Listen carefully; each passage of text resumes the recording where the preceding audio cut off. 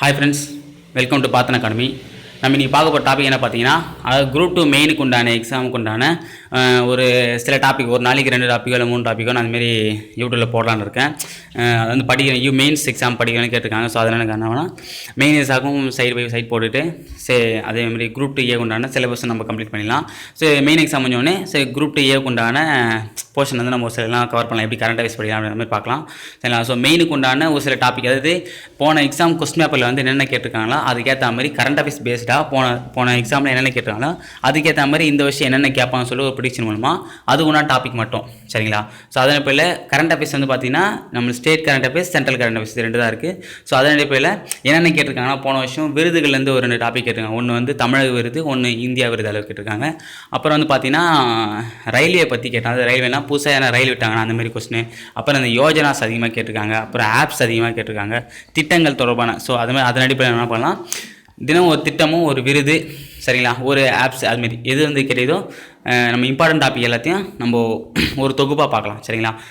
என்னென்னா இப்போ எழுதி என்னால் போட முடியல, அதாவது நானும் படிச்சதுனால எழுதி போட முடியல. ஸோ வந்து நான் நோட்ஸ்லேருந்து நம்ம கட் பண்ணி அதுக்கு உண்டான நோட்ஸ் மட்டும் நம்ம டெய்லி பார்க்கலாம். சரிங்களா? ஸோ அதே போல் நம்ம இனி என்ன பார்க்க போகிறோம்னா, ஒரு விருது ஃபஸ்ட்டு என்னென்னா சாந்தோக்பா மனிதநேய விருது. சரிங்களா? 2018ஆம் ஆண்டுக்கான சாந்தோக்பா மனிதநேய விருது வந்து 2 பேர் கொடுத்துருக்காங்க. யாருன்னா கைலாஷ் சத்யார்த்தி மற்றும் ஏஎஸ் கிரண்குமார். சரிங்களா? அந்த கைலாஷ் சத்யார்த்தி என்றவர் யார் பார்த்தீங்கன்னா, இந்த பேட்டி பச்சோ பேட்டி பதோன்னு சொல்லிட்டு இப்போ ஒரு ஸ்கீம் கொண்டு வந்து பார்த்தீங்களா, அந்த ஸ்கீமோட முன்னாடியே இவர் தான். சரிங்களா? இவர் தான் வந்து என்னென்னா அந்த திட்டத்தை வந்து ஃபஸ்ட்டு இது பண்ணார். அதாவது பெண் குழந்தைகளை பாதுகாப்போம், பெண் குழந்தைகளை கல்வி அளிப்போம் சொல்லிட்டு இவர் ஒரு குழு நடத்தினார். அந்த குழு மூலமா கிட்டத்தட்ட ஒரு லட்சக்கணக்கான குழந்தைங்களுக்கு வந்து படிப்பறிவு கொடுத்துருக்காரு, பெண் குழந்தைங்களுக்கு. ஸோ அதனால் என்ன பண்ணார், 2014ஆம் ஆண்டு இவர் நோபல் பிரைஸ் வாங்கினார், அமைதிக்கான நோபல் பிரைஸை இவரும் மலாலா யூசப் சாஹி என்ற பாகிஸ்தானிய சிறுமிக்கும் கொடுத்தாங்க. சரிங்களா?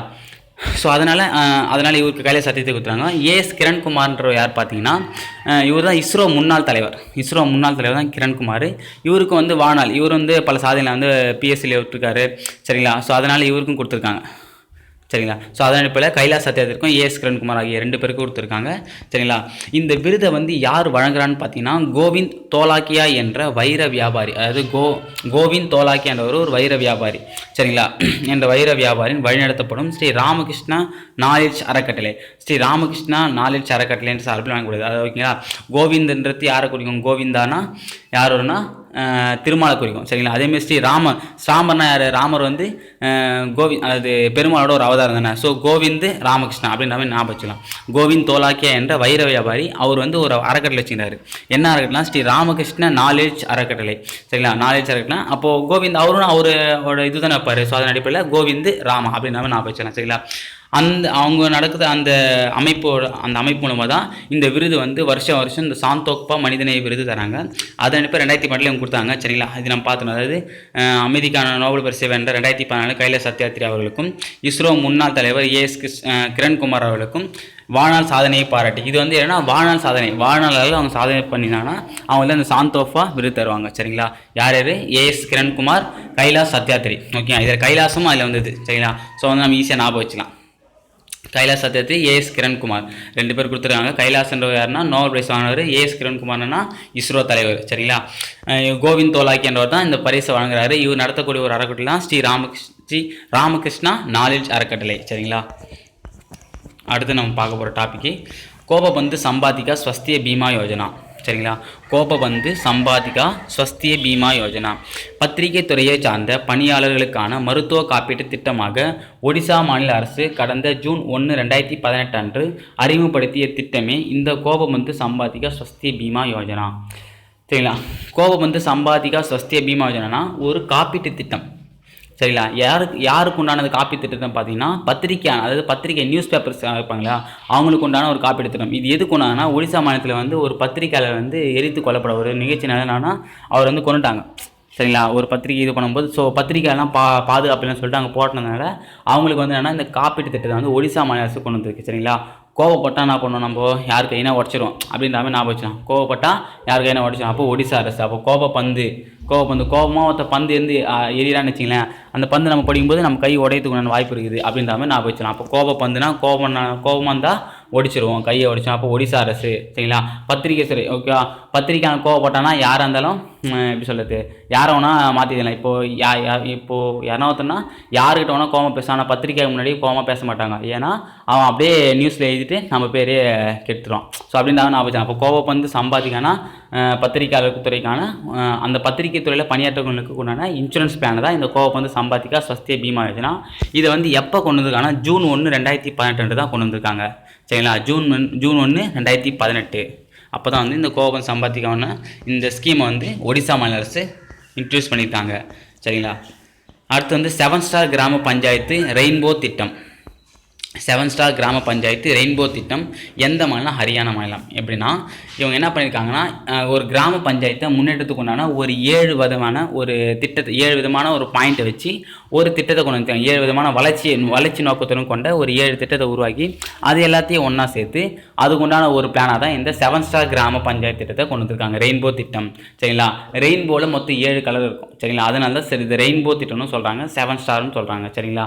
என்னென்ன அந்த 7 ஸ்டார் பார்த்தீங்கன்னா, ஃபஸ்ட்டு ஸ்டார் வந்து சுகாதாரம், 2வது மக்களின் பங்களிப்பு, 3வது நல் ஆளுமை, 4வது சுற்றுப்புறச் சூழலை பாதுகாப்பு, 5வது பாலின விகிதத்தை மேம்படுத்துவது, 6வது குற்றமில்லா கிராமம், 7வது பள்ளி படிப்பை பாதியில் இடைவிடாத மாணவ மாணவிகளை கொண்ட கிராமம் சரிங்களா. இந்த 7 வகையான ஒரு திட்டத்தை அடிப்படையாக கொண்டு தான் இந்த 7 ஸ்டார் கிராம திட்டத்தை கொண்டு வந்திருக்காங்க. ஃபஸ்ட்டு வந்து சுகாதாரம், கிராமப்புறத்தை சுகாதாரமாக எப்படி வச்சுலான்றதுக்கான ஒரு திட்டம்.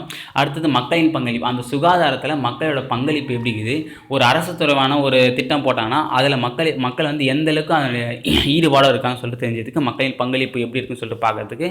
அடுத்தது நல் ஆளுமை, மிக்க ஒரு கிராமத்தை உருவாக்கணும், நல்ல தலைவரை உருவாக்கணும். ஸோ அந்த ஒரு திட்டத்தை அடிப்படையாக கொண்டு இந்த நல்ல ஆளுமை கொண்டுறாங்க.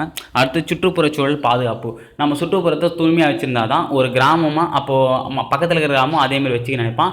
ஸோ அப்போ வந்து டோட்டலாக பார்க்கும்போது பக்கத்தில் அவன் நல்லா இருக்கான், அவன் நல்லா வச்சுருக்கான், நம்ம நல்லா வச்சுருக்கான்னு சொல்லிட்டு கடைசியில் வந்து பார்த்தா ஒரு சிட்டியே க்ளீன் ஆகிடும். அந்தமாரி ஒரு திட்டத்தை அடிப்படை கொண்டு தான் இந்த சுற்றுப்புறச்சூழலை வச்சுருக்காங்க. அடுத்து பாலின விகிதத்தை மேம்படுத்துவது. பாலின விகிதம்னா பார்த்தீங்கன்னா கிராமப்புறத்தில் அதிகமாக பெண் சிசுக்கொலை, அதுவும் வடநாட்டில் பார்த்தீங்கன்னா அதிகமாக வந்து பெண் சிசுக்கொலை நடைபெறும் சரிங்களா. அதன் அடிப்படையில் பார்த்தீங்கன்னா அப்போ அந்த ராஜஸ்தான் மாநிலம் பார்த்தீங்கன்னா அந்த பெண் சிசுக்கொலை வந்து நம்ம படிச்சிருப்போம், நேஷனல் மவுண்ட்லேயே படிச்சிருப்போம். அதனால ராஜஸ்தான் மேலே தான் ஹரியானா வரும் சரிங்களா. ஸோ அதன் அடிப்படையில் பார்த்தீங்கன்னா அங்கே வந்து பெண் சிசுக்கொலை அதிகமாக இருக்கும். ஸோ பாலின விகிதம் ரொம்ப இருக்கும். பார்த்தீங்கன்னா இப்போ 1000 ஆண்களுக்கு 900 பெண்கள் தான் இருக்கிற மாதிரி இருக்கும். ஸோ அந்த பாலின விகிதத்தை அதிகப்படுத்தும். அங்கே எங்கே அதிகப்படுத்தணும்னு பார்த்தீங்கன்னா கிராமப்புறத்தில் அதிகப்படுத்தும். ஏன்னா நகர்ப்புறத்தில் ஆல்ரெடி இருப்பாங்க எல்லாரும் சரிங்களா. அப்போ நகர்ப்புறத்தில் வச்சு கிராமப்புறத்தில் தான் நம்ம அதிகப்படுத்துகிற மாதிரி கொண்டு வந்துடுறாங்க சரிங்களா.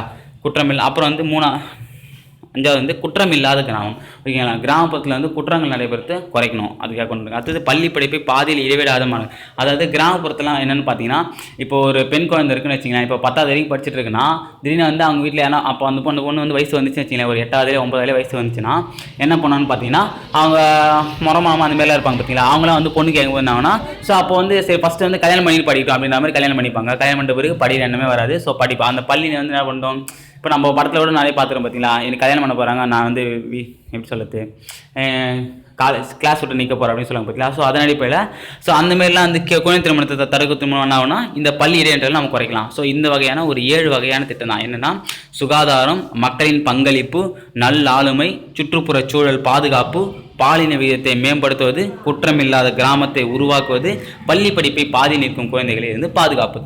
இந்த 7 வகையான திட்டத்தில் இருந்தானா இந்த 7 ஸ்டார் கிராமம் திட்டத்தை வந்து எந்த மாநில அரசுக்குன்னா ஹரியானா மாநில அரசு, நல்லா நான் வச்சுங்க, ஹரியானா சரிங்களா. இந்த அரசு தான் ஒன்று கொண்டு வந்திருக்காங்க. கிராம பஞ்சாயத்துகளின் செயல்பாடுகளை மதிப்பீடு செய்து அவர்களின் மதிப்பிற்கு ஏற்ப நட்சத்திர அந்தஸ்து கொடுத்து விருது வழங்கும் வகையில் ஹரியானா அரசு தமது மாநிலத்தின் 7 ஸ்டார் கிராமம் சரிங்களா. இந்த 7 வகையான திட்டத்தை வந்து எந்த இப்போது ஒரு கிராமம் மொத்தமே இப்போது ஹரியானாவில் வந்து ஒரு 100 கிராமம் இருக்குதுன்னு வச்சிங்களேன், 100ல் அதிகமாக இருக்கும். இப்போ 100 கிராமம் இருக்குதுன்னா இந்த அரசு வந்து ஒவ்வொருத்துக்கும் ஒவ்வொரு, இப்போது சுகாதாரத்தில் இருந்துச்சுன்னா 1 ஸ்டார், இப்போ நீ பள்ளி படிப்பு இடைநிலைனா 2 ஸ்டார், எல்லாமே இருந்துச்சுன்னு 7 ஸ்டார். இப்போ இந்த எல்லாத்துலேயும் அவங்க வந்து எந்த அளவுக்கு டெவலப் ஆகிடும் சொல்லிட்டு இருந்துச்சு அதுக்கு உண்டான ஸ்டார் மதிப்பீடு தருவாங்க ஓகேங்களா. அந்த ஸ்டார் மதிப்பு கூடக்கூடிய தான் இந்த 7 ஸ்டார் திட்டத்தை கொண்டு வந்திருக்காங்க சரிங்களா. அப்போ எந்த கிராமம் வந்து 7 ஸ்டார் குறியீடு வாங்குன்ற மாதிரி போட்டி போட்டு செய்வாங்கள்ல. இப்போ என் கிராமம் வந்து 7 ஸ்டார், இப்போ 5 ஸ்டார் கிராமம் சொன்னால் ஒரு கெத்தாக இருக்குல்ல. ஸோ அதனால் வந்து அதுக்காக வந்து பாடுபட்டாது செய்வாங்க அப்படின்னா தான் இந்த 7 ஸ்டார் அந்தஸ்தை வந்து கொடுக்குறாங்க சரிங்களா. அதன் அடிப்படையில் தான் இந்த ரெயின்போ திட்டத்தை வந்து என்ன பண்ணியிருக்காங்கன்னா ஹரியானா மாநிலத்துக்கு கொண்டு வந்திருக்காங்க. இதை நம்ம எப்படி நான் வச்சுருக்காங்கன்னா ஹரியானா 7 ஸ்டார். இப்போ வந்து என்னன்னா இப்போ நம்ம திருப்பதி போனோம்னு வச்சுங்களேன், திருப்பதி வந்து என்ன சொல்லலாம்னா 7 மலையான்னு சொல்லுவாங்க. ஏன்னா அங்கே 7 மலைகளை கொண்டது தான் திருப்பதி. ஸோ அதனால் 7 மலையான்னு சொல்கிறாங்க. ஓகேவா? அதே மாதிரி திருமாலுக்கு வந்து இன்னொரு பேர்னா ஹரி. ஹரியும் சிவனும் ஒன்றும் சொல்லுவாங்களா? சிவன்னா அது சைவம், ஹரின்றது வைணவம். அப்போ ஹரின்றது திருமாலை குறிக்கும், 7 மலைன்றதும் திருமாலை குறிக்கும். அப்போ 7 ஸ்டார் 7, அப்போ அங்கே 7ன்றது 7 மலை வந்துச்சுங்களா? அப்போ ஹரியானது ஹரினா திருமாலை குறிக்கும். அப்போ ரெண்டுத்தையும் நம்ம கன்வெர்ட் பண்ணிக்கலாம். 7 மலை 7 ஸ்டார்னும் போது இங்கே ஸ்டார்ன்றதை நீங்கள் மலையாக வச்சுங்க. சரிங்களா? அப்போ 7 மலைனா யார் வரும்? ஹரினா யார்? திருமால். அப்போ ஹரினா ஹரியானா. அப்போ 7 ஸ்டார் திட்டம் வந்து ஹரியானாவுடன் தொடர்புடையது அப்படின்ற மாதிரி நாம் வச்சுக்கலாம். சரிங்களா? நம்ம இன்னைக்கு பார்த்தது பார்த்தீங்கன்னா என்னென்ன பார்த்தோம் ஃபர்ஸ்ட்லேருந்து பார்க்கலாம். சாந்தோஃபா மனிதநேய விருது இது கொஞ்சம் வீடியோ வந்து கொஞ்சம் பெருசாக போகிற மாதிரி இருக்கும்.